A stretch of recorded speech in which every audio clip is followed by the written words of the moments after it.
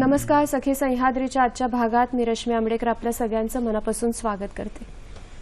आयुष्यभर विज्ञानाची कास धरणारे विद्यार्थी हेच आपल्या देशाचं उज्ज्वल भविष्य आहेत हे जाणून सतत आपल्या विचारांनी त्यांना प्रेरणा देणारे आणि आपल्या संपूर्ण देशाचं असं आदर्श व्यक्तिमत्व माजी राष्ट्रपती भारतरत्न डॉक्टर APJ अब्दुल कलाम यांच्या स्मृतीला विनम्र अभिवादन करून आपण आपल्या कार्यक्रमाची सुरुवात करणार आहोत.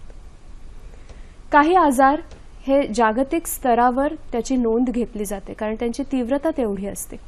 मग वैश्विक स्तरावर त्यांचं निर्मूलन करण्यासाठी किंवा जागरूकता त्याच्याबद्दल निर्माण करण्यासाठी काही कार्यक्रमांचं आयोजन केलं जातं आणि मग त्याच्याबद्दल बरेच विचार विनिमय केला जातो की कशा प्रकारे आपण या आजाराचं निर्मूलन करू शकतो किंवा त्याचं प्रमाण कमी करू शकतो, लोकांमध्ये जागरूकता निर्माण करू शकतो. आज सुद्धा असाच एक खूप महत्त्वाचा दिवस आहे आणि आपण त्याच अनुषंगाने आजच्या कार्यक्रमात बोलणार आहोत. आजचा आपला विषय काय आहे बघून घेऊया. आज आपण बोलणार आहोत जागतिक हेपेटायटिस दिनानिमित्त विशेष कार्यक्रम आपला असणार आहे, त्यावर आपण चर्चा करणार आहोत. आणि आपल्याबरोबर आहेत डॉक्टर शोभना भाटिया. नमस्कार मॅडम, कार्यक्रमात तुमचं स्वागत. मॅडम प्रोफेसर आणि HOD आहेत गॅस्ट्रोएंट्रोलॉजी विभागाच्या KEM हॉस्पिटलमध्ये आणि आज त्या या सगळ्या विषयावर म्हणजे हेपेटायटिस म्हणजे काय असतो, कोणते प्रकार आहेत, त्याचं आपण कशा प्रकारे काळजी घेऊ शकतो, त्याच्यावर नियंत्रण कसं ठेवू शकतो, या सगळ्याबद्दल त्या आपल्याला माहिती देणार आहेत. तुमच्या मनात सुद्धा काही प्रश्न असतील आम्हाला जरूर विचारा. त्यासाठी आपले दूरध्वनी क्रमांक आहेत 24908050 24988050 022 आपला STD कोड आहे. मुंबई बाहेरून जी मंडळी फोन कॉल्स करणार आहेत त्यांच्यासाठी आणि मोबाईलहून जी मंडळी कॉल्स करणार त्यांच्यासाठी. प्रश्न विचाराल तेव्हा दोन गोष्टींची आपण काळजी घेऊया. टीव्हीचा आवाज आपण कमी ठेवणार आहोत किंवा शक्यतो बंद ठेवणार आहोत आणि आज हेपेटायटिसवर आपण बोलणार आहोत तेव्हा त्याच अनुषंगाने जर तुमचे प्रश्न आले तर आपली चर्चा अधिक रंगत जाईल आणि अधिकाधिक माहिती तुम्हाला मिळेल. पुन्हा एकदा स्वागत मॅडम तुमचं. मुळात आपण हेपेटायटिस जेव्हा म्हणतो तेव्हा ते काय असतं हाच आपला पहिला प्रश्न आहे. हेपेटायटिस म्हणजे लिव्हरची सूज आणि लिव्हर म्हणजे आपलं यकृतवर सूज आली की त्याला आपण हेपेटायटिस म्हणतो. त्याच्यामुळे काही पेशंट्सना कावीळ होते पण खूप लोकांना ते कावीळ पण होत नाही. त्यांना फक्त ते थोडा असा आभास वाटतो की काही लहान ताप आहे किंवा बॉडी एक आहे किंवा व्हायरल फीवर आहे पण मोस्टली जॉन्डिस स्वतःहून बाहेर येत नाही. बर त्याला आपण हेपेटायटिस म्हणतो. आणि आज जागतिक स्तरावर सगळीकडे हा दिवस पाळला जातोय, त्याच्याबद्दलचे वेगवेगळे कार्यक्रम आज जगभरात होतील. तर मुळात आजचा दिवस का, त्याच्या मागचं काय कारण आहे? तर आता आजचा दिवस हे महत्वाचा का आहे की एक डॉक्टर ब्लूमबर्ग होते, त्यांनी खूप वर्षाआधी हे हेपेटायटिस B ची शोध केली होती. त्यांनी एक ऑस्ट्रेलियन माणसाच्या रक्तामध्ये त्यांना हे कण हेपेटायटिस B चा मिळाला होता म्हणून खूप वर्ष याचं नाव आपण ऑस्ट्रेलिया अँटीजेन ठेवला होता.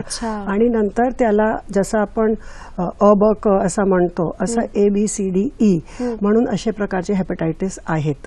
ह्याच्या आधी हेपेटायटिस A ची शोध ऑलरेडी झालेली होती म्हणून ह्याला हेपेटायटिस B चं नाव द्यायला आला. अच्छा, आता तुम्ही ह्या प्रकारांचा आता थोडासा उल्लेख केला तर हे नेमके प्रकार किती आहेत आणि कोणते कोणते आहेत ते जर आपल्या प्रेक्षकांना सविस्तर सांगितलं तर? हे आता आहे की हेपेटायटिस A, B आणि E ते मेन प्रकारचे आहेत.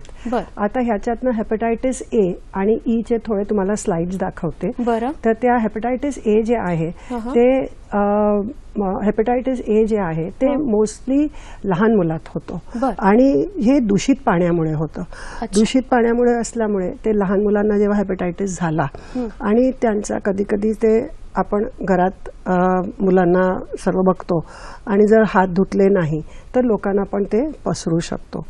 हो, आणि जास्त तर हे मुलातच होतो, कधी कधी मोठ्या माणसांना पण होतो.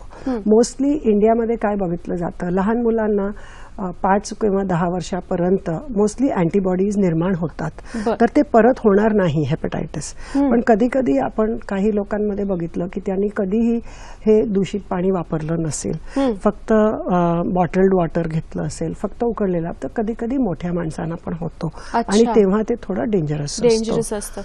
दुसरा प्रकार आहे हेपेटायटिस B. नाही, आता हेपटायटिस ई बद्दल कारण की हेपटायटिस ए आणि ई चं काय सिमिलॅरिटी आहे की हे दोन्ही दूषित पाण्यामुळे होतात आणि हेपटायटिस ई मध्ये पण असंच असतो, पण हेपटायटिस ई लहान मुलांमध्ये होत नाही, ते मोठ्या माणसामध्ये होतं, 10 वर्षाच्या नंतरच होतो. आणि हेपटायटिस ई चं एक स्लाइड तुम्हाला दाखवते. ते मोस्टली ते प्रॉब्लेम काय असतं हेपटायटिस ई मध्ये, ज्यांना जॉन्डिस होते ते मोस्टली ते वृद्ध असतात, नाहीतर ते त्यांना लिव्हरची बिमारी ऑलरेडी असते, मग लिव्हरची बिमारी जास्त वाढते आणि त्याच्यामुळे ते डेंजरस होऊ शकतो. सेकंड असतं की जे प्रेग्नेंट विमेन आहेत, ज्या बायका गरोदर आहेत, त्यांना जर हेपटायटिस ई झालं तर त्यांना ते खूप डेंजरस होऊ शकतो. म्हणून आम्ही असं सांगतो की जर कोणाला प्रेग्नन्सी असेल, कोणी प्रेग्नेंट लेडी असेल, तर त्यांना दूषित पाण्याचे वापर करू नये. जे आपण जे भाज्या जेवण खातो ते नेहमी धुवून खायचं, घराचं उकळलेलं पाणी घ्यायचं आणि ते आपण सेफ्टी किंवा बाहेरचं उघड्यावरचं खायचं नाही, प्रेग्नेंट असल्यावरती नाही. कारण त्या सिच्युएशन मध्ये बऱ्याच जणींना असं वाटतं की आपण काहीतरी चटपट खावं, मग ते बऱ्याचदा बाहेर मिळणार असतं, तर हे सगळं अवॉइड करायचं. आणि मोस्टली ते 4-5 महिन्याच्या नंतर, प्रेग्नन्सीच्या नंतर, तेव्हा हे जास्त डेंजरस असतो हेपटायटिस ई, आणि मोस्टली ह्याच सीझन मध्ये आम्ही हे बघतो. आता ह्याचं हे डेंजरस किती असतं किंवा किती गंभीर त्याचे परिणाम होतात त्याच्याकडे आपण थोडंसं नंतर वळूयात जसं आपण पुढे जाऊ. आता तिसरा प्रकार आहे जो वेगळा आहे या दोनपेक्षा, that is hepatitis B. Correct. तो काय भाग आहे? तर हेपटायटिस बी जे आहे ते हेपटायटिस बी चे हे प्रकार आहे की ते आपल्या देशात ते 2% च्या लोकांमध्ये आहे, 2% लोकांमध्ये आहे, म्हणजे खूपच झालं. म्हणजे असं 100 मधून 2 लोकांमध्ये हेपटायटिस आहे. आता हे एक मी स्लाइड जे लावलेली आहे ते फार महत्वाची आहे. आता ह्या महत्वाची का आहे की याच्यात असं दाखवलंय मी की जर लहान मुलांना, म्हणजे थोडे महिन्यात, म्हणजे एखाद महिन्याचा मूल असला, त्यांना जर हेपटायटिस बीचा संपर्क झाला, आईकडून आला किंवा काही इंजेक्शनमुळे आलं, तर त्यांना ते क्रॉनिक होतो. म्हणजे असं काय की नॉर्मली काय असतं, जर मोठ्या माणसांना हेपटायटिस बीचा संपर्क आला, कधी काही इंजेक्शन घेतलं, त्याच्यात ते सुई बरोबर नसली आणि हेपटायटिस बी झालं, किंवा ते टॅटूइंग करतात लोक, नाहीतर जेंट्स कधी कधी ते कॉमन बार्बरकडे वस्त्रांक वापरलं तर ब्लेड नवीन नसला, तर ह्याच्यामुळे तर थोडा स्प्रेड होतो. म्हणजे ब्लडशी कनेक्टेड आहे. आणि सेक्शुअल ट्रान्समिशन म्हणजे माणूस आणि बायको मध्ये ते पण स्प्रेड होऊ शकतो. एकाला जर असेल तर दुसऱ्याला पण स्प्रेड होतो, त्यात तसं होण्याची शक्यता आहे. पण जेव्हा मोठ्या माणसांना होतो तर एकदा झालं तर शरीर स्वतःहून ते काढून टाकते 95% मध्ये. ओके. पण लहान मुलांमध्ये झालं तर फक्त 5% मुलं ते व्हायरस काढू शकतात स्वतःहून. म्हणजे लहान मुलांमध्ये झालं तर 95% ला मोठे होऊन ते हेपटायटिस बी दिसणार. म्हणून त्याचप्रमाणे ते हे मी ग्राफ स्वतःहून तेच दाखवलेलं आहे. आता हे जे 3 प्रकार तुम्ही सांगितलेत, हेपटायटिस ए, बी आणि ई, तर ह्याच्यामधली लक्षणं काय असतात की कशामुळे आपल्याला कळू शकतं की हेपटायटिस झालेला आहे कुठलाही प्रकार? तर हेपटायटिस ए आणि ई जे आहेत, जसं मी म्हणतो, ते अक्यूट असतात. अक्यूटचं म्हणते की जेव्हा ते बिमारी झाली तेव्हाच समजतं. म्हणजे तेव्हा जसं मी सांगितलं, लहान ताप आला किंवा असं थोडीशी कावीळ, तर जास्त तर जसं मी सांगितलं थोडेच लोकांमध्ये होते. आता हेपटायटिस ए मध्ये खूप मुलांना ते हेपटायटिस ए चे कण आतमध्ये येतात जेवणामधून, पण त्याच्यातून फक्त ते 1% मध्ये ते ऍक्च्युली त्यांना कावीळ होतो. सर्वांना कावीळ होणार नाही.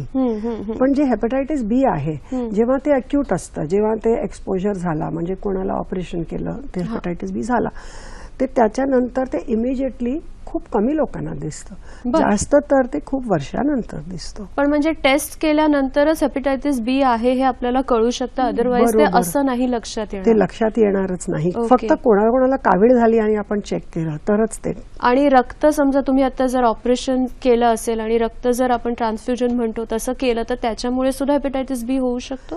ऍक्च्युली ते असं जास्त होणार नाही, कारण की आपले जे ब्लड बँक्स आहेत, आपल्या देशाचे जे ब्लड बँक्स आहेत जे सर्टिफाईड चांगले ब्लड बँक्स आहेत ते सर्व ब्लड स्क्रीन करतात. अच्छा. तर जर कोणाला हेपॅटायटिस बी झालं असेल आणि त्यांनी चुकून रक्तदान दिलं असेल तर त्याचं चेकिंग होतो आणि म्हणून ते दुसऱ्याकडे जाणं हे फार कमी शक्यता असते. कमी शक्यता मग ह्या सगळ्यावरती औषधोपचार काय, म्हणजे आता हे 3 वेगवेगळे प्रकार आहेत, त्याच्यामध्ये ए आणि ई चं तुम्ही म्हटलं की ते मेनली दूषित पाण्यातनं होतं किंवा जर आपण अन्न पदार्थ असेल उघड्यावरचे किंवा दूषित अन्न पदार्थ त्याच्यातनं होतं, तर त्याच्यासाठी औषधोपचार कोणते आहेत आणि हेपॅटायटिस बी साठी औषधोपचार कोणते आहेत? हेपॅटायटिस ए जे आहे आणि ई आहे त्याच्यात स्पेसिफिक त्याच बिमारीसाठी औषधोपचार नाही आहेत. अच्छा. हो, पण कोणाला तरी ते कावीळ झाला आणि ते हेपॅटायटिस कळलं तर आम्ही सांगतो पेशंटला की नॉर्मल ज्यापर्यंत असेल ते नॉर्मल जेवण घ्या. अच्छा.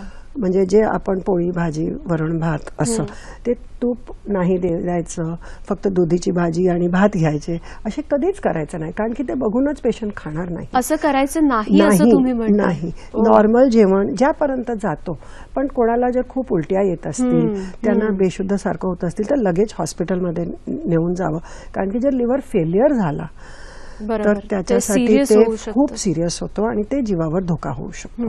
त्याच्यामुळे जर तुम्हाला जितकं खाता येऊ शकत असेल ते घरातलं अन्न व्यवस्थित पुरेसं खाणं फार गरजेचं आहे. आणि ते आपण खाल्लं तेव्हा ते जास्त प्रमाणात ते जाणार नाही, तर थोडं थोडं थोडं करून 4 वेळा खाल्लं तरी ठराविक इंटरव्हल्सने 2 तासांनी म्हणा किंवा जेव्हा भूक लागेल तेव्हा थोडं. भूक एवढी लागत नाही पण तरीही थोडं थोडं आपण खावं. ते डॉक्टरची सल्ला घ्यायची. ही जी तुम्ही आता म्हणालात ही लक्षण आपण म्हणू शकतो का की एखाद्या निरोगी माणसाला जर असं वाटायला लागलं की आता मला भूक लागेन अशी झाली आहे किंवा काही खाल्ल्यानंतर आता उलटी सारखं व्हायला लागलंय, बरोबर, तर ह्याची सुरुवात आहे असं आपण म्हणू शकतो? हो, असं आपण म्हणू शकतो. जर पेशंटला असं म्हणजे कोणाला बाजूच्या बिल्डिंगमध्ये किंवा फ्रेंड सर्कलमध्ये कोणाला असं जॉन्डिस झालं असेल आणि पण ह्यांना पण असं झालं तर तेव्हा आपण असं म्हणू शकतो की कदाचित हे हेपॅटायटिसचे लक्षणं आहेत. पण खूप बिमाऱ्या अशा येतात म्हणून आपण डेफिनेटली नाही सांगू शकत. त्याच्यासाठी टेस्ट करणं हे फार महत्वाचं आहे. आपण पहिला फोन घेऊयात. अशोक पवार नालासोपाराहून आपल्याशी बोलतायत. हॅलो, बोला. नमस्कार सर, बोला. Hello doctor. बोला सर, तुमचा प्रश्न विचारा. मला डॉक्टरने HSB पॉझिटिव्ह सांगितलेलं आहे, त्याचा काय अर्थ होतो? परत विचाराल प्रश्न सर? हॅलो, त्यांना हेपॅटायटिस बी पॉझिटिव्ह आलेला आहे. पॉझिटिव्ह डॉक्टरने जेव्हा मला ब्लड चेक केलं. सलग प्रश्न विचारा सर. झालं समजलं. त्यावेळेला HSB पॉझिटिव्ह म्हणून सांगितलंय. हेपॅटायटिस बी पॉझिटिव्ह म्हणून सांगितलेलं आहे. तर त्याचं काय प्रिकॉशन वगैरे काय? बर, हेपॅटायटिस म्हणजे काय असतं, त्याचे वेगवेगळे प्रकार कोणते असतात आणि आपल्याला डॉक्टर भाटिया याबद्दलचं मार्गदर्शन करत आहेत. पवार सरांचा असा फोन होता की त्यांना हेपॅटायटिस बी सांगितलंय, तर म्हणजे नेमकं काय आणि त्यांनी काय प्रिकॉशन्स घ्यायच्या? अच्छा, जे हेपॅटायटिस बी त्यांना आहे म्हणजे ते हेपॅटायटिस HBsAg हे अँटीजनचं नाव आहे, जे रक्ताचे टेस्ट असतं ते त्याच्यात ते पॉझिटिव्ह आलेलं आहे. तर आधी ते कुठपर्यंत ते पोचलं आहे म्हणजे त्याच्यात लिव्हर इन्व्हॉल्व्ह झाला आहे की नाही ते महत्त्वाचा बघायला लागतो. कारण की जे 100 लोकांना जर HBsAg पॉझिटिव्ह आला तर 15 किंवा 20% लोकांना हे ऍक्च्युअली लिव्हरची इन्व्हॉल्वमेंट होईल, बाकी लोकांना काही होत नाही. मग अदरवाईज म्हणजे आता तुम्ही म्हणालात की लिव्हर इन्व्हॉल्वमेंट झाली तर मग त्याचं गांभीर्य आणखीन वाढत जातं. मग अदरवाईज कसा अफेक्ट करतो हा आपल्या शरीरावर? काहीच करत नाही. अच्छा, काहीच करत नाही. म्हणजे ते खूप लोकांना, जसे पवार आहेत त्यांना कदाचित फक्त टेस्ट केला असेल आणि ते पॉझिटिव्ह आले असतील, त्यांना काही लक्षण आहेत की नाही ते आपल्याला अजून माहित नाहीये. पण जर काही लक्षण असले आणि ते ब्लड टेस्ट केले त्याच्यात तर लिव्हरचे टेस्ट त्यामध्ये काही ॲबनॉर्मॅलिटी आली म्हणजे की आम्ही म्हणतो SGOT SGPT हे लिव्हरचे टेस्ट असतात, ते जर वाढले असतील म्हणजे ते लिव्हरवर सूज यायला सुरू झालेली आहे. पण खूप लोकांना काही होत नाही. म्हणजे कधी कधी आपण बघतो पेशंट्स 20-30 वर्षाचे असतात, त्यांना काही झालेलं नाहीये. 60 वर्षाची बाई येते, त्यांना कधीच काही झालेलं नसतं. ते म्हणतात HBsAg पॉझिटिव्ह आलेला आहे आणि तेव्हा आम्ही जेव्हा बाकींना टेस्ट करू तर त्यांची आई पॉझिटिव्ह असते. म्हणजे त्यांच्या आईकडून आलं असेल आणि एवढे वर्ष त्यांना काहीच झालेलं नाहीये. पण ते जसं मी सांगितलं 15 किंवा 20% लोकांना नंतर जाऊन ते लिव्हरची बिमारी होते. म्हणजे असं पॉझिटिव्ह जर आलं असेल तर ठराविक काळाने त्यांनी टेस्ट करणं हे गरजेचं आहे. बरोबर आहे. त्याने ते डॉक्टरच सांगू शकतात, कारण की एका पेशंटला बघितल्यानंतर आपण सांगू शकतो की तुम्हाला काय परिणाम आहे. बरोबर. त्याने असं सांगितलं की प्रिकॉशन्स कोणती घ्यायची, त्याच्याबद्दल आपण बोलूयात. आता टेस्टचा जो उल्लेख निघालेला आहे, या तिन्ही प्रकारांमध्ये कोणत्या वेगवेगळ्या प्रकारच्या टेस्ट केल्या जातात मेनली? म्हणजे ऍक्च्युली जे टेस्ट असतात, जर कोणाला कावीळची शंका असते तर आपण ते लिव्हरचे एन्झाईम्स किंवा SGOT आणि SGPT करतो. पण मूळ प्रकार जे आहे, लोक कावीळ बघतात. म्हणजे किती कावीळ झालं, बिलिरुबिन माझं 5 आहे, 7 आहे, 10 झाला, अरे एवढा झाला, तर ते बघायचं नाहीये. आम्ही जे बघतो ते क्लॉटिंग किती बरोबर आहे की नाही हे बघा. लिव्हरमध्ये जे मेन फंक्शन, एक मोठा फंक्शन असतो की रक्त, जेव्हा आपण रक्त बाहेर येतो ते क्लॉट लवकर होतो की नाही, आणि ते फंक्शन मूळ सांगतो आम्हाला की लिव्हरमध्ये किती खराबी आहे. आणि जेव्हा अक्यूट, जेव्हा हेपॅटायटिस A किंवा E होतात, तेव्हा आम्ही मेनली बघतो की क्लॉटिंग बरोबर होत आहे की नाही. ते बिलिरुबिन आहे, म्हणजे कावीळ जेवढं आहे प्रमाण, ते थोडं वाढलं कमी झालं, तर त्याच्यात आम्ही एवढं लक्ष देत नाही. पण ते क्लॉटिंगचं प्रमाण जर कमी जास्त झालं तर त्याच्याकडे बघून त्याच्या सिरियसनेस त्याच्यावर, आणि साखर बघतो आम्ही, शरीराची साखर बघतो, म्हणून सांगितलं की जेवण ते अगदी महत्वाचं आहे. आपण बघूयात आणखीन की कशा कशा प्रकारे मग त्याचं गांभीर्य ठरवलं जातं. एक फोन आहे येवल्याहून, भानुदास कदम आपल्याशी बोलतायत. नमस्कार सर, बोला. हॅलो कदम सर, प्रश्न विचारा. नमस्कार मॅडम. बोला. हॅलो, नमस्कार. येतोय तुमचा आवाज, विचारा प्रश्न. मला रक्तातली पांढरी कावीळ आहे, तर मी डॉक्टर भाटी यांना असं विचारायचं आहे. सर, तुमच्या टीव्हीचा आवाज कमी ठेवून सलग प्रश्न विचारा. परत प्रश्न विचारा सर. Hello hello. बर. त्यांनी त्यांच्या रक्ताची तपासणी केली होती आणि त्याच्याबद्दल त्यांना थोडीशी शंका होती की त्यांना असं हे होऊ शकतं का वगैरे. पण ते आपण रक्ताची, म्हणजे जर आपण ते हेपॅटायटिस बीचा टेस्ट केला आणि ते नेगेटिव्ह आला, ते एक स्पेशल टेक्निक असते, त्याला आपण एलायझा म्हणतो, त्याच्यात जर नेगेटिव्ह आला तर ते चान्स खूपच कमी आहे. म्हणजे पॉझिटिव्ह आला तर कळतं की पॉझिटिव्ह आहे. आणि रक्तातली पांढरी कावीळ असा सुद्धा त्यांचा काहीतरी प्रश्न होता. पांढरी कावीळ ते मला समजलं नाही. ते मला ते आम्ही ते त्याला म्हणजे ते कधी कधी काय असतं की लोकांची जे समज असते कावीळबद्दल ते थोडी वेगळी असते, म्हणून आपण गैरसमज आधी ते दूर करायचं की कावीळ आहे की नाही. जर बिलिरुबिन वाढलं असेल तरच आपण जॉन्डिस म्हणतो. पण काही लोकांचं काय गैरसमज आहे, हेपॅटायटिस B पॉझिटिव्ह आला म्हणजे लिव्हर खराब झाला असं आपण समज घ्यायची नाही. एक्झॅक्टली.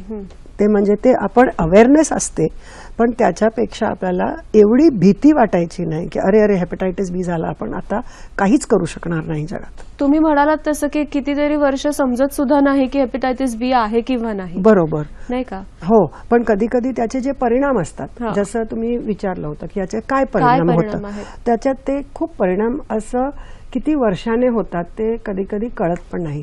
तर कोणाला कळत नाहीये की हेपॅटायटिस B झालंय, तर कधी 10-15 वर्षानंतर सडनली लिव्हर खराब व्हायला सुरू होतो. मग तेव्हा काही लक्षण दिसायला लागतात का? हो, तेव्हा खूप लक्षण दिसतात.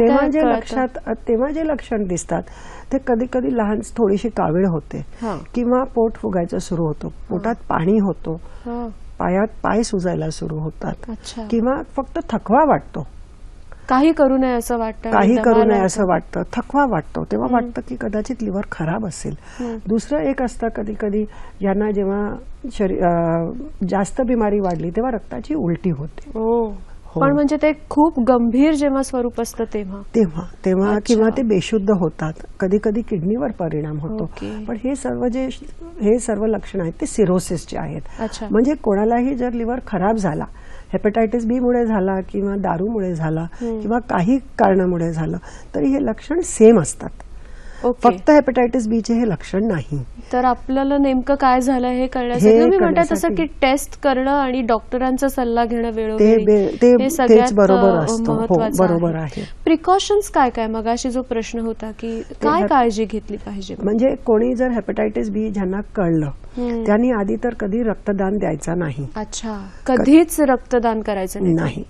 नेव्हर. ओके, कारण की त्याच्यामुळे दुसरा कोणाला हेपटायटिस बी होऊ शकतो. म्हणजे आपण असं समजायचं का की हेपटायटिस बी एकदा पॉझिटिव्ह आल्यानंतर ते शरीरातून पूर्णतः निघून जात नाही किंवा त्याला खूप वेळ लागतो? जसं मी आधीच सांगितलं, ज्यांना जेव्हा हेपटायटिस बीचा पहिल्यांदा संपर्क असतो तेव्हा फक्त जर मोठ्या माणसांना संपर्क झाला तर 95% मध्ये ते स्वतःहून निघून जातं. त्याला आम्ही सांगतो की हेपटायटिस बी चे जे अँटीबॉडीज आहेत त्याला अँटी-HBs म्हणतो, ते पॉझिटिव्ह आहेत आणि जेव्हा ते पॉझिटिव्ह आले याचा अर्थ की त्यांना परत हेपटायटिस बी होणार नाही.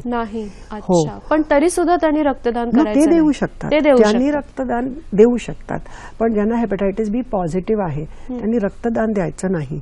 आणि कधी ऑर्गन डोनेट करायला लागलं, कधी कोणाला किडनी डोनेट करायची आहे तर ते द्यायची नाही. जेव्हा हेपटायटिस बी पॉझिटिव्ह असतो तर ऑर्गन डोनेशन आम्ही अलाव करत नाही. ओके, पण समजा अशी कोणी इच्छा व्यक्त केली तर आधी त्याच्या या सगळ्या टेस्ट करूनच आपण सांगतो की तुमची फिटनेस आहे की नाही ते ऑर्गन डोनेशन. आणि ए आणि ई बद्दलचे प्रिकॉशन्स म्हणजे मेनली तुम्ही उकळलेलं पाणी प्यायचं किंवा दूषित पाणी प्यायचं नाही. बरोबर. आणि अन्न सुद्धा पौष्टिक खायचं. त्याच्यावरचे औषधोपचार कोणते आहेत? वॅक्सिनेशन वगैरे त्याच्याबद्दल तुम्ही काय सांगाल? वॅक्सिनेशनचे जे आहे तेच एकदम महत्वपूर्ण हेपटायटिस बी च्या प्रिव्हेन्शनसाठी फक्त वॅक्सिनेशन आहे, दुसरं काहीच नाहीये. कुठलंही औषध त्याच्यासाठी नाही? औषध आहे हेपटायटिस बी झाल्यानंतर, पण प्रिव्हेन्शनसाठी वॅक्सिनेशन आहे. आता आपल्या गव्हर्नमेंटने काय केलंय, गव्हर्नमेंटने हेपटायटिस बी ची वॅक्सिन जे आहे ते सर्वांना उपलब्ध करून दिलेली आहे.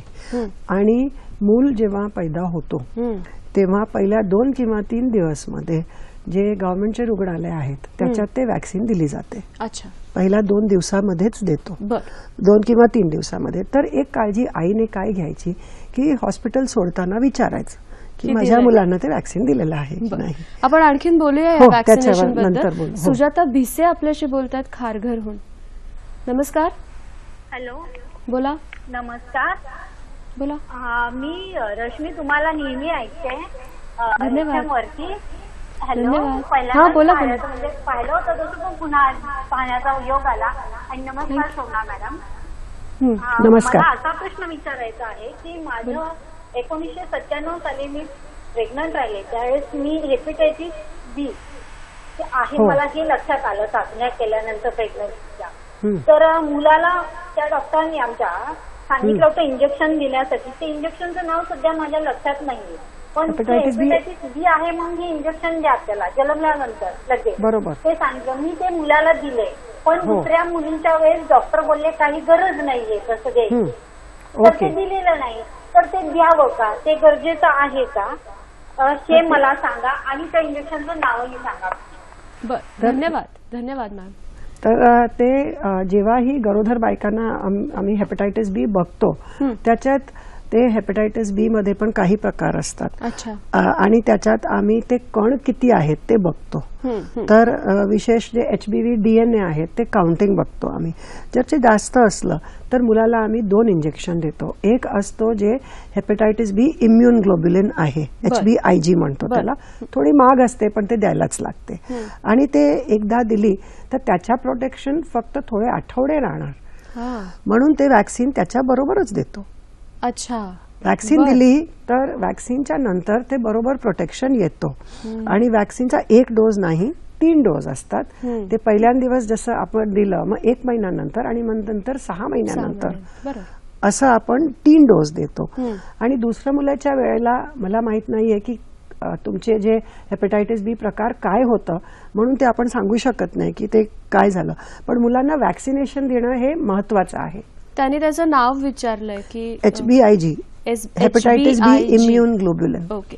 पण त्यांनी जे त्यांची केस जी सांगितली की त्यांच्या डॉक्टरांनी मग त्यावेळेला त्यांना ते त्यांच्या मुलीला वॅक्सिन दिलं नाही, तर असं सुद्धा होऊ शकतं का? म्हणजे ती टेस्ट मग त्यांची पॉझिटिव्ह आली असेल नंतरच्या प्रेग्नन्सीला, ते आपण सांगू शकत नाही की पण असं होऊ शकतं का? हो, कधी कधी होतं की त्यांनी HPV DNA बघितलं असेल किंवा काही कारणामुळे त्यांना वाटलं असेल की आता ह्या मुलाला होणार नाही, पण तरीही मुलाला वॅक्सिन देणं हे उत्तम म्हणजे सेफ आपण द्यायलाच पाहिजे. आता सर्वांना देतो आपण. ह्याच वॅक्सिनेशन बद्दल आपण आणखीन बोलत होतो की काय काय कोणाकोणाला ते देऊ शकतो, त्याची एक प्रोसिजर काय असते आणि कोणत्या वयापर्यंत आपण हे वॅक्सिन घेऊ शकतो. तर एक मी स्लाइड दाखवते, त्याच्यात फक्त 2 भाग आहेत. एक लहान मुलांसाठी 18 वर्षापर्यंत आणि एक आहे मोठ्यांना.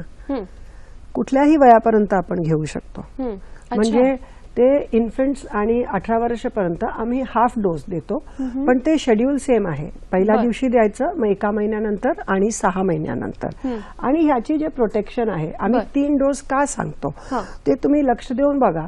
जर फक्त 1 डोस घेतला असेल तर 30 किंवा 40% पर्यंत त्यांना ते इम्युनिटी येते, त्यांनी सेफ आता नंतर परत हेपेटायटिस बी नाही होणार. पण जर त्यांनी 2 किंवा 3 डोस घेतले तर 95 to 100% त्यांची कव्हरेज असते. लहान मुलांचं म्हणजे सर्वांना बघा, तुम्ही इन्फंट्सना बघा तर 100% पर्यंत 98 to 100% 3 डोस नंतर. आणि खूप वेळा असं असतं की आईने 1 किंवा 2 डोस घेतले आणि 3रा डोस विसरून जातात. खूप लोक विसरतात, 6 महिने पडलेत म्हणून ते विसरून जातात. तर ते घ्यायला ते खूप महत्वाचं आहे. त्याचा एक टाइम टेबल आपल्याला लक्षात राहणं गरजेचं आहे. आपण एक दौंडहून फोन आहे, विनायक साळवे आपल्याशी बोलतायत. नमस्कार सर. हॅलो. हॅलो, नमस्कार मॅडम. बोला. हा, मी विनायक साळवे बोलतोय दौंडवरून.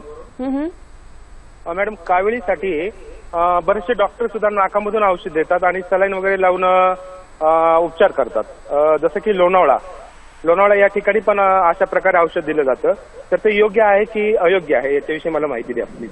हेपेटायटिस बद्दल आपण बोलतो आहोत आणि आपल्याला साळवे सरांनी असं विचारलं की औषधाच्या वेगवेगळ्या प्रकारांबद्दल त्यांनी सांगितलं, तर तुम्ही काय सांगाल? कावीळ झाल्यानंतर बरीच मंडळी खूप वेगवेगळे पर्याय निवडत असतात, तर त्या सगळ्याबद्दल तुम्ही काय सांगाल? त्यांनी काय केलं पाहिजे किंवा काय करायला नको? ऍक्च्युली हे जे आहेत ते सर्वांपेक्षा उत्तम हे तुम्ही कुठल्याही डॉक्टरची सल्ला घ्या. आणि काही प्रकार जे आहेत त्याचा मला स्वतःला एक्सपिरियन्स नाहीच आहे. म्हणजे नाकात दवा घालतात किंवा ते माळा देतात, त्याचा मला स्वतःचा एक्सपिरियन्स नाहीये, म्हणून त्याच्याबद्दल मी बोलू शकणार नाही. बरोबर. पण वैद्यकीय सल्ला हा सगळ्यात उत्तम असते. पण हेपेटायटिस ए आणि ई यांच्यात एक आपण लक्ष ठेवायचं की जास्त तर जर फक्त कावीळ आहे, थोडी भूक लागत नाही, तर जास्त तर पेशंट स्वतःहून बरे होतात. हो. अच्छा. फक्त जसं मी सांगितलं होतं आधी की ज्यांना सिरियस होते, म्हणजे ते खूप उलटी येत राहते, त्यांना थोडंसं बेशुद्ध सारखं वाटतं किंवा त्यांची क्लॉटिंग ॲबनॉर्मल होते, ते जे पेशंट्स असतात त्यांना सिरियस हेपेटायटिस होण्याची शक्यता असते. बाकी मोस्टली ते रिकव्हर होतं. आपण शरीर ते सगळं रिकव्हर करतं असं तुम्ही म्हणताय. जर कमी प्रमाणात असेल तर ते स्वतःहून रिकव्हर होतो. आणि फक्त जसं मी सांगितलं गरोदर बायकांमध्ये जास्त होऊ शकतो. बर. आपण अजून एक फोन आहे, घेऊयात. स्वप्ना कुमावत आपल्याशी नालासोपाऱ्याहून बोलतायत. नमस्कार स्वप्ना. हॅलो. बोला.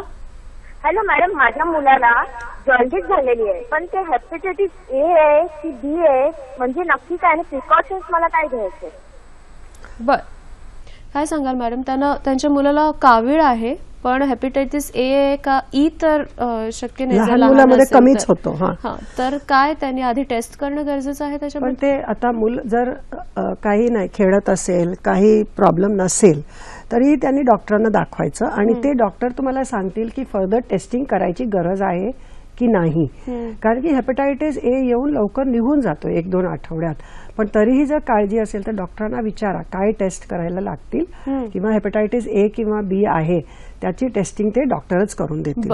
हे जे वॅक्सिनेशन केलं जातं ठराविक इंटरव्हल्स नंतर, तर त्याचे परिणाम काय होतात? अर्थात ते चांगले होतात, पण ते परिणाम होतात काय नेमके शरीरावर?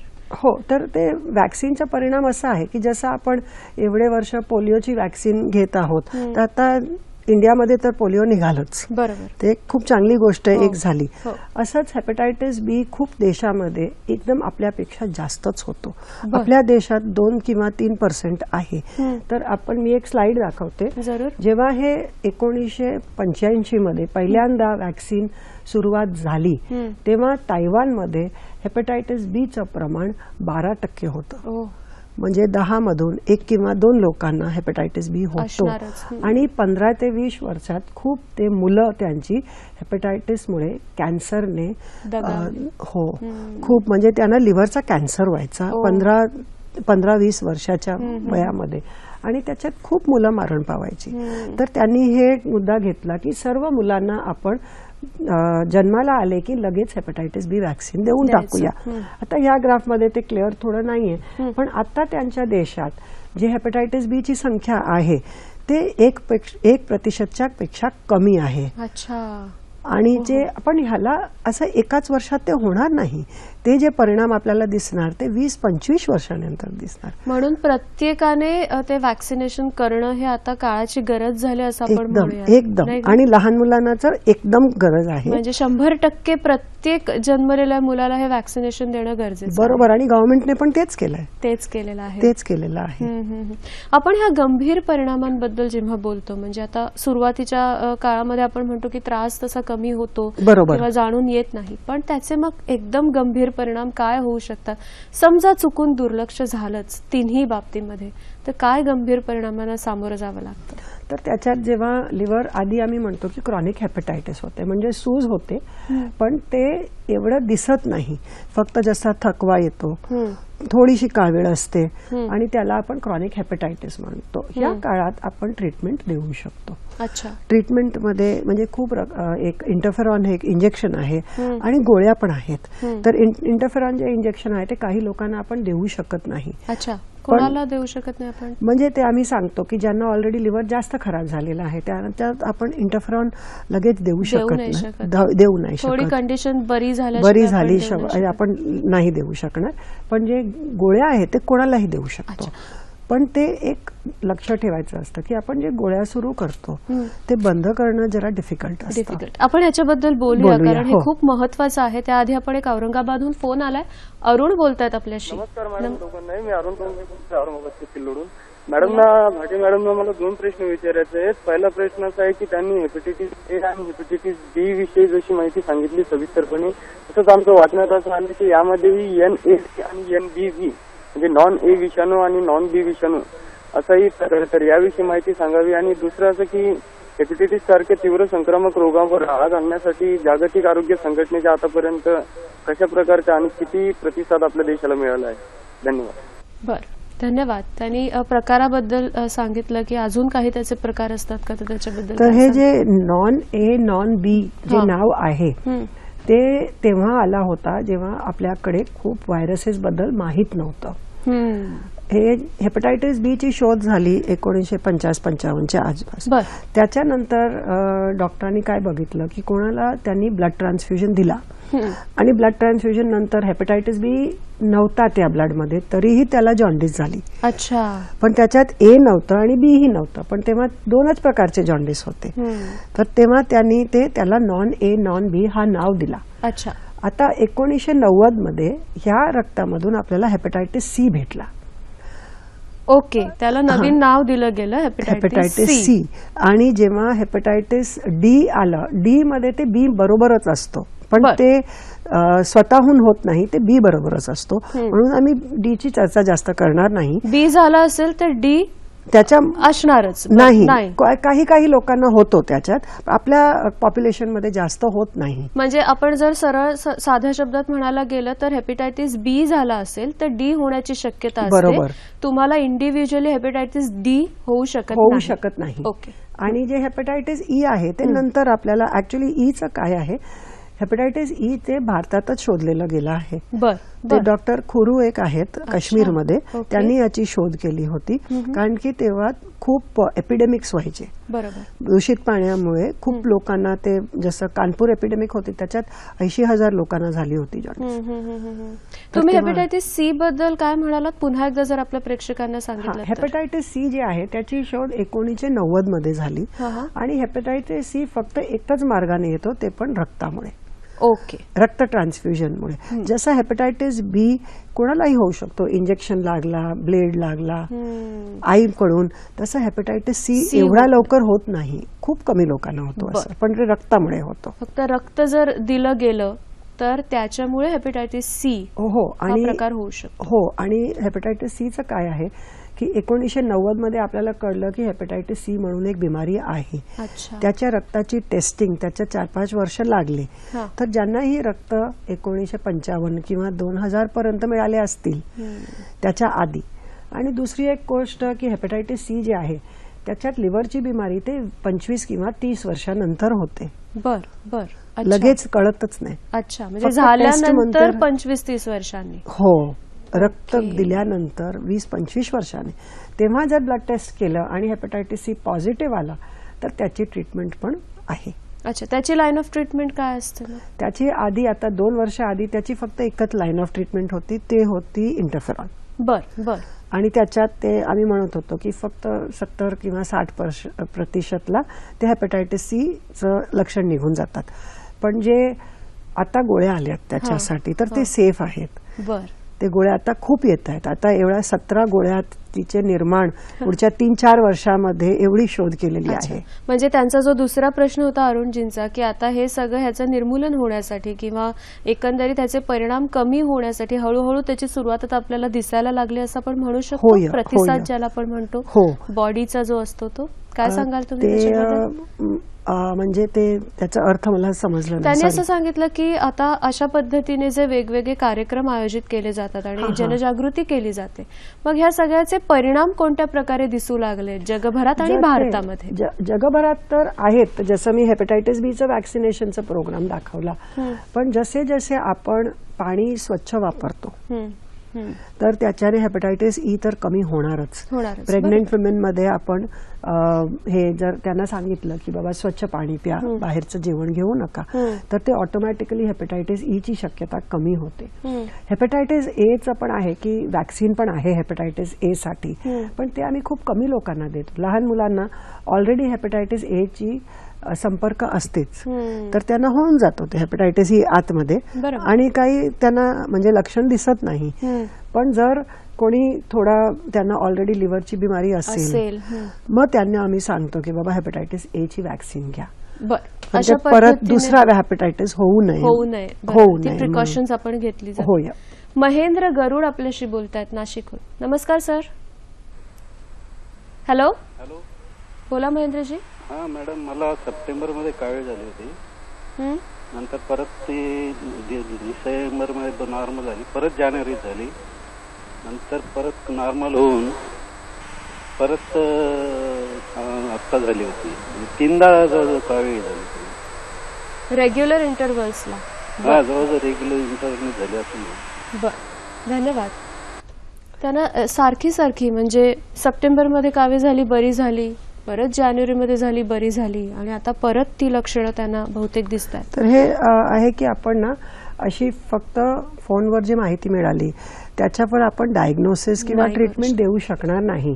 ते तुम्ही कोणी ते लिव्हरचे तज्ञ असतील त्यांच्याकडे जरा दाखवावं आणि ते बरोबर सांगू शकतील की याचं कारण काय आहे आणि ट्रीटमेंट काय आहे. ट्रीटमेंटच्या आधी टेस्ट करणं हो, ते कारण ते आपण बघायला पाहिजे. त्यांनी त्या तज्ञाकडे जाऊन ते सगळं केलं पाहिजे. ते सांगतील. मगाशी आपण जे म्हटलं की वेगवेगळ्या प्रकारचे औषधोपचार असतात, बरोबर, त्यापेक्षा जर वैद्यकीय मदत आणि तज्ञांची मदत घेतली तर त्यांना ठोस कारण त्याचं कळू शकेल. हो, ते बरोबर ते तज्ञांकडे जाऊनच ते सांगू शकतील, नाहीतर ते ना आपण टीव्हीवर ते चुकून ट्रीटमेंट देऊ शकतो. बरोबर, त्याची नीट कल्पना येणार नाही.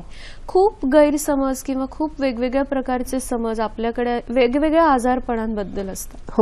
तर हे तर नावं आपल्यासाठी नवीन अजूनही आहेत की हेपेटायटिस ए, हेपेटायटिस बी, करेक्ट, ई, आता तुम्ही सी वगैरे तर सांगितलंच.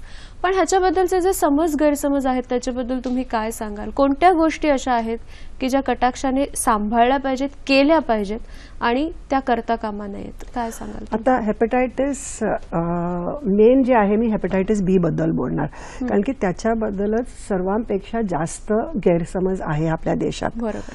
म्हणून आजच्या दिवशी खूप लोक कार्यक्रम करणार आहेत, ते असं जागृतसाठीच कार्यक्रम करणार आहेत की याची गैरसमज आपण काढायची. आता फर्स्ट गैरसमज आहे की हेपेटायटिस बी झालं किंवा ते म्हणजे ते सेक्शुअली फक्त ट्रान्समिट होतो, म्हणजे कोणी काही केलं असेल त्याच्यामुळे ते झालं असेल, असं नाहीये. कधी करून आईकडून मुलाकडे येतं, कधी जसं मी म्हटलं की ब्लेड्समुळे किंवा इंजेक्शनमुळे तसं पण येऊ शकतो, रक्तामुळे येऊ शकतो. म्हणून हे जे आहे ते शंका करायची नाही की ह्याचमुळे हेपेटायटिस बी झालं असेल. आता कोण तरुण मुलाला कळलं असेल की त्याला हेपेटायटिस बी आहे, तर ते लपवून काही फायदा नाहीये.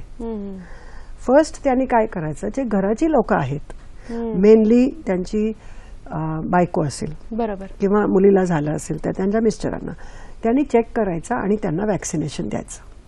अच्छा. जसा आपल्याकडे क्वेश्चन आला होता, एक बाईंना हेपेटायटिस बी झालं होतं, HbSAg पॉझिटिव्ह, त्यानंतर त्यांनी मुलाला वॅक्सिनेशन दिलं, तर 90% की त्यांना आता होणार नाही काही.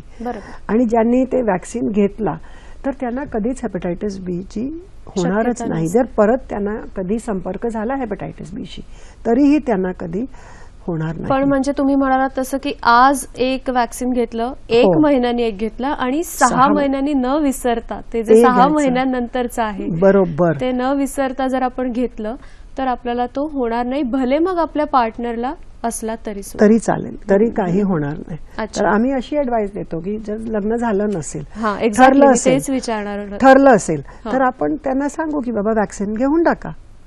आणि ज्यांना झालं असेल त्यांना आपण टेस्टिंग करतो आणि लवकर कळलं तर कुठलीही बिमारीच्या आपल्याकडे ट्रीटमेंट असते.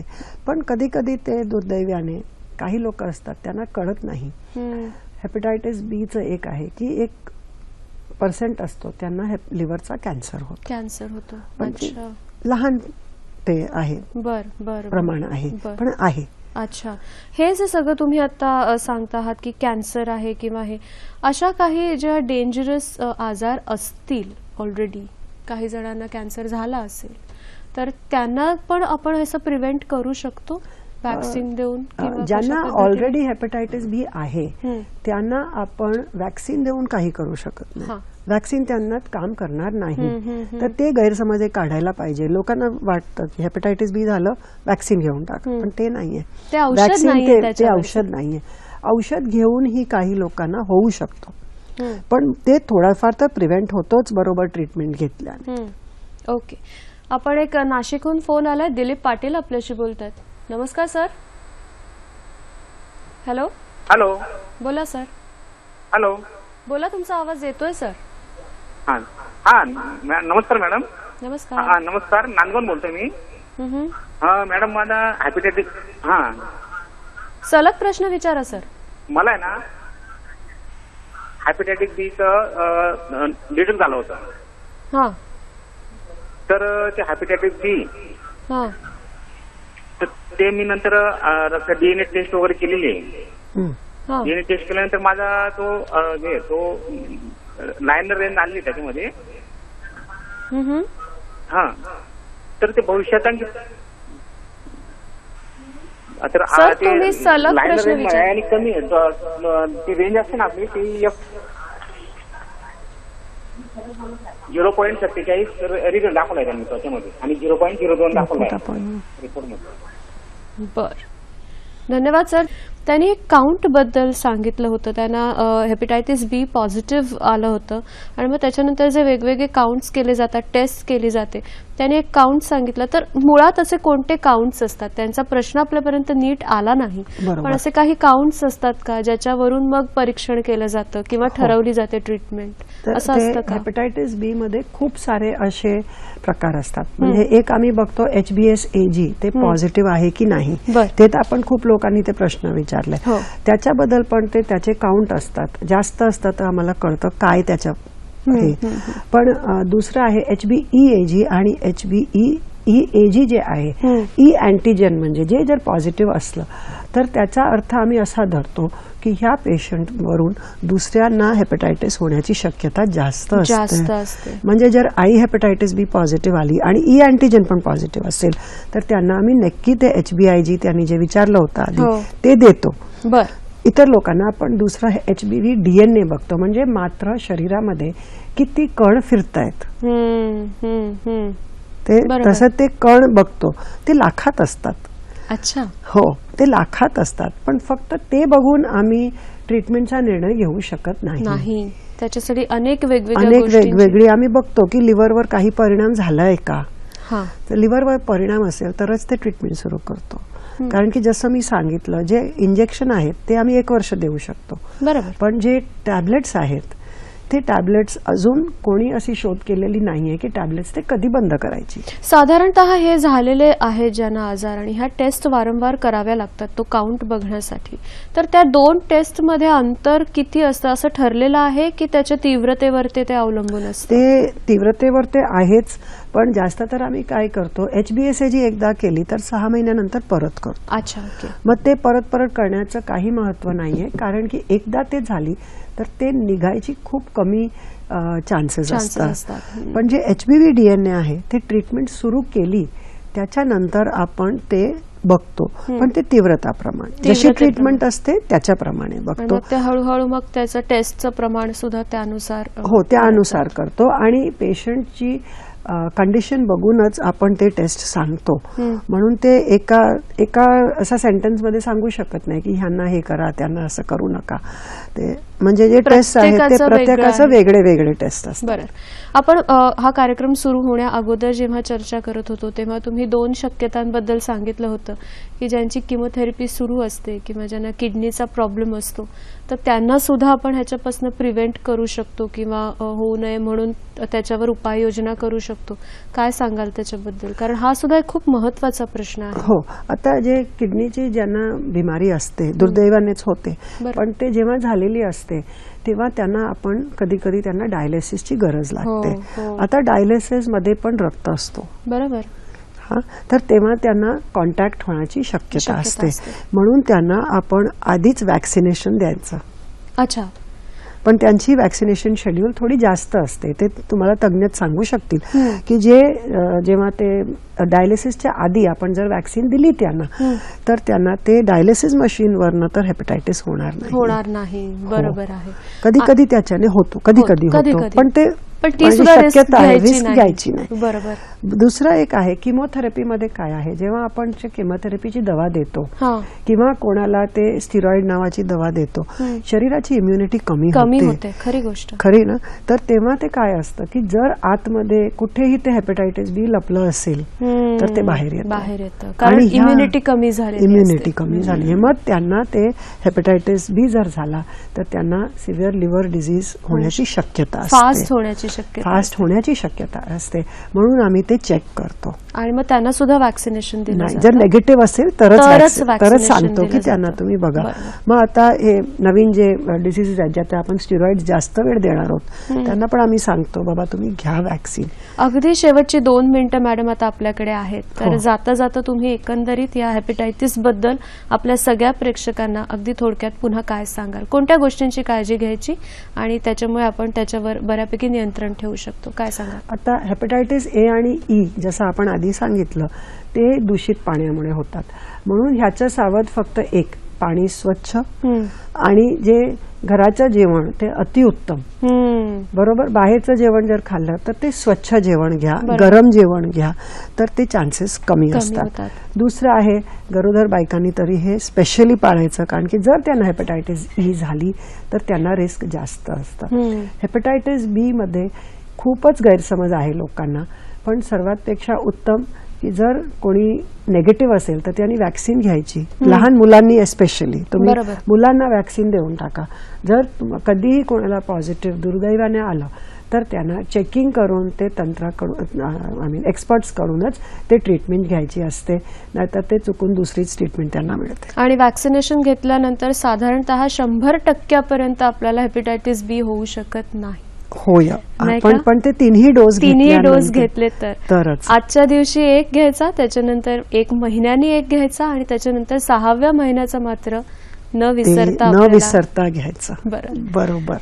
आपल्याकडे आजार आहेत, त्याच्यावरचे उपचार सुद्धा आहेत आणि आता मॅडमने सांगितलं तसं की वॅक्सिनेशन जर आपण घेतलं तर या आजाराला आपण हेपॅटायटिस बी विशेष करून त्याला आपण पूर्णतः आपल्यापासून दूर ठेवू शकतो. जर तुम्हाला झाला नसेल तर जरूर आपण ते वॅक्सिनेशन घ्यावं.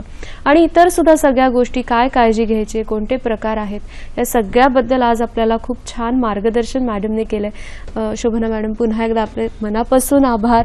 तुम्ही खूप छान माहिती दिलीत आणि आजच्या दिवशी आपल्या सगळ्या प्रेक्षकांना मिळणं ते फार गरजेचं होतं, कारण समज गैरसमज ह्याच्यातून खूप वेगवेगळ्या गोष्टी पसरतात. त्यामुळे आपण आजाराला पूर्णतः घालवूयात आणि सगळ्या गोष्टींचं नीट पालन करून आपलं आरोग्य चांगलं ठेवूयात. नव्या विषयासह नव्या कार्यक्रमामध्ये आपली पुन्हा भेट होणार आहेच. आज मात्र आपण इथेच थांबतोय. नमस्कार.